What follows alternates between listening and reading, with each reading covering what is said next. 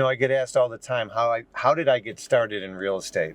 My parents were not real estate agents. I wasn't really into real estate, but I was power washing and staining this gentleman's deck in the summer of 2000, almost 25 years ago.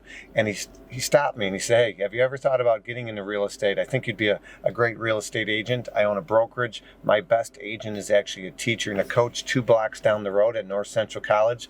So this is where I got my start.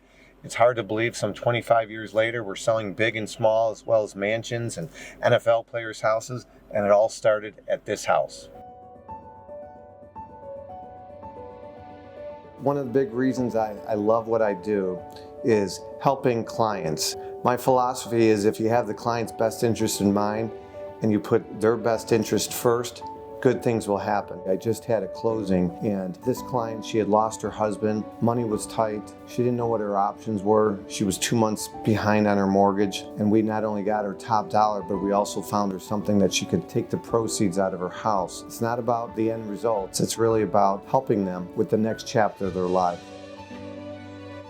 My background as a former college football player and high school coach and teacher has really been instrumental in my success as an agent, from time management to working with different personality types to work ethic. When hiring an agent, you want to be comfortable with them, but experience matters. Just like if you're taking a plane, sometimes turbulence pops up, but ultimately that experienced pilot gets you to where you need to be with the least amount of turbulence.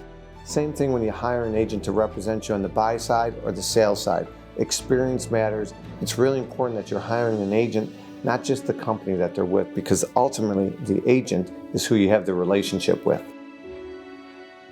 Everybody knows a real estate agent, so I not only want to stand above the competition and differentiate myself, but when I represent a seller and I'm marketing a property, my job is to make my listing or my property stand above the competition, to be more memorable, to highlight the best features, to downplay the least favorable.